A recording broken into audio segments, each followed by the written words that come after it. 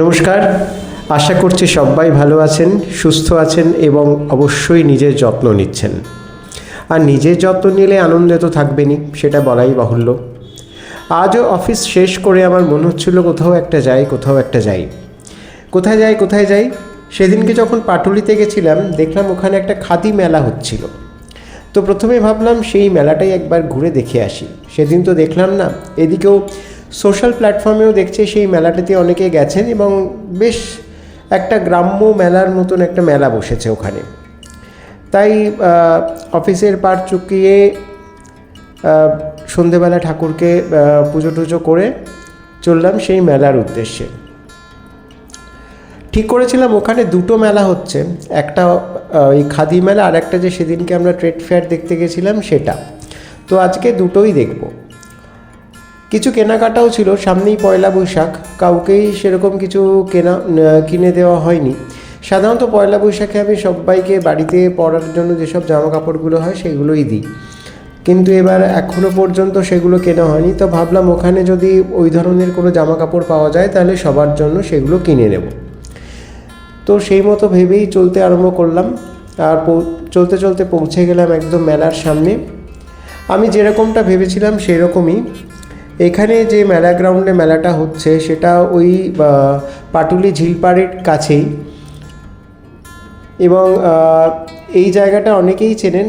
সাধারণত পাটুলিতে মেলা টেলা হলে এই জায়গাটাতেই হয়।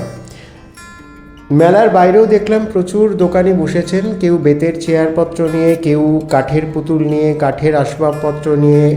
শুধুমাত্র তাই নয়, সঙ্গে সঙ্গে কিছু ওই কুশন কভার, বেড কভার এসবেরও দোকান বসেছে।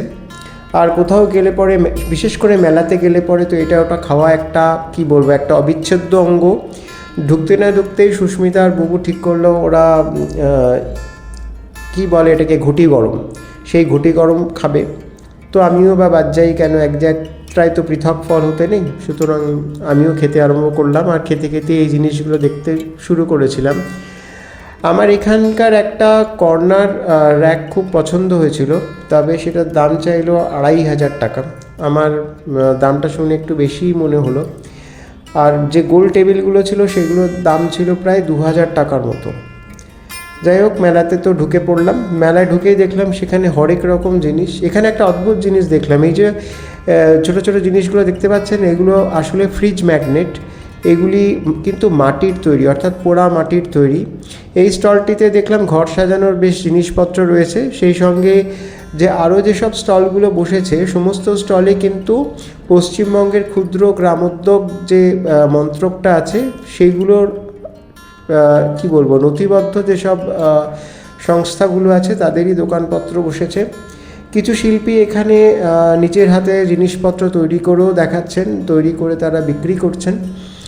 কিছু বেতের চেয়ারের দোকানও দেখলাম, জিনিসপত্রগুলো বেশ ভালো, কিন্তু আর যাই হোক, দামটা আমার একটুখানি চড়া লাগলো অন্যান্য মেলার তুলনায়।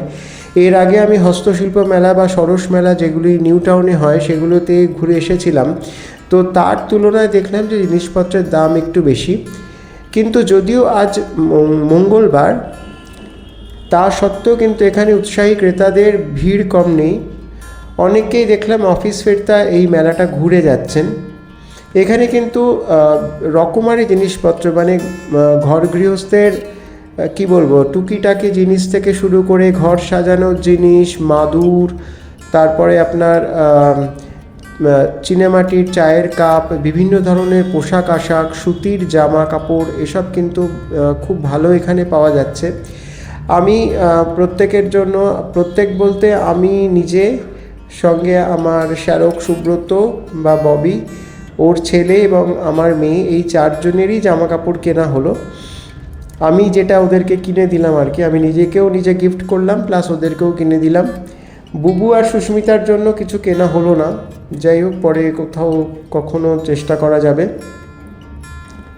এখানে সুতির জামা কাপড় কিন্তু বেশ সস্তা। আমি যে স্টলটা থেকে দুটো শার্ট কিনলাম, প্রথমে বলেছিল 400 টাকা, কিন্তু আমি বললাম 350 দেবো। কিন্তু শেষমেশ যে দোকানদারটি ছিল, ছেলেটি ভারী ভদ্র, সে আমার কাছ থেকে 300 টাকা করে দুটো শার্ট নিল। এখানে কিছু টোকরার পুতুলও দেখা যাচ্ছে, কিন্তু এই স্টলে কোনো সেরকম উৎসাহী ক্রেতা আমার চোখে পড়লো না, কিন্তু প্রোডাক্টগুলো সত্যিই খুব সুন্দর ছিল। আসলে ডোকরার জিনিস জানেন তো মেনটেন করা খুব কঠিন। আমার কাছেও কিছু ডোকরার জিনিসপত্র আছে। একটা সময় আমার খুব একটা হবি ছিল যে ডোকরার এই সমস্ত মিনিয়েচার্সগুলো কালেক্ট করা, কিন্তু পরে দেখলাম এগুলো মেনটেন করা কিন্তু বেশ কঠিন ব্যাপার। এখানে চীনেমাটিরও প্রচুর জিনিসপত্র দেখলাম, কিন্তু দাম সেই বেশ চড়া। এখানে চীনেমাটির যেসব জিনিসপত্রগুলো ছিল সেগুলো দাম করতে গিয়ে বেশ হোঁচট খেলাম। একটা চীনেমাটির কাপের দাম বলছে 150 টাকা। কখন হয় বলুন? এগুলো সোনাঝুরির হাটে কত সস্তায় পাওয়া যায়। এছাড়াও যদি আপনি গড়িয়াহাট অঞ্চলের ফুটপাতে যেসব ক্রকারিজের দোকানগুলো আছে সেগুলোতেও যারা এই মাটির কাপ প্লেটগুলো বিক্রি করে বা মাটির ক্রকারিজগুলো বিক্রি করে তাদের কাছেও যান, আপনি অনেক সস্তায় এইসব কিনতে পারবেন। জানি না, পার্টিকুলার এই মেলাটিতেই মনে হলো জিনিসপত্রের দাম একটু বেশি। আমার মনে হয় যে এইখানকার যে জনবসতিটা আছে সেইখানকার মানুষের পারচেজিং পাওয়ার বা পারচেজিং ক্যাপাসিটি হয়তো একটু ওপরের দিকে, সেই সব কথা মাথায় রেখেই এখানকার দোকানদাররা জিনিসপত্রের দাম একটু উঁচু তারে বেঁধে রেখেছেন। আমি জানি না, আমার ধ্যান ধারণাটা ভুলও হতে পারে, কিন্তু ওভারঅল আমার জিনিসপত্রের দাম একটু বেশিই লেগেছে এই মেলাটিতে। কিন্তু বিভিন্ন ধরনের জিনিসপত্র পাওয়া যাচ্ছে, এবং এটাও আমি দেখলাম যে যেসব দোকানদাররা সোনাঝুরি হাটে জিনিসপত্র বিক্রি করেন তারাও কেউ কেউ এসছেন এই মেলাতে। সেরকমও রয়েছে, যেমন কিছু কিছু জায়গায় দেখলাম যে হ্যান্ড পেন্টেড টি শার্ট বিক্রি হচ্ছে। ওই ছেলেটি বলল যে ওর সোনাঝুরি হাটেও দোকান রয়েছে, যেখান থেকে আমি তিন্নিয়া তাতায়ের জন্য 2টো টি শার্ট কিনলাম। আর আরও যেসব দোকানপত্রগুলো ছিল সেগুলি অধিকাংশই শাড়ির না হলে মেয়েদের ড্রেস মেটেরিয়ালের দোকান, কিন্তু জিনিসপত্রের দাম সে আবারও বলছি বেশ চড়ার দিকে, একটু দরদাম করে নিতে হবে। সে দরদাম তো এইসব মেলাতে গেলে করতেই হয়, সেটা নতুন কথা কি। বেরোনোর মুখে এই দোকানটা দেখলাম, এইখানে বরঞ্চ দেখলাম যে জিনিসপত্রের দাম, যে জিনিসগুলো এরা বিক্রি করছে সেটা কিন্তু সত্যি অ্যাফোর্ডেবল। যাই হোক, এই মেলা শেষ করে চললাম পরের মেলার জন্য।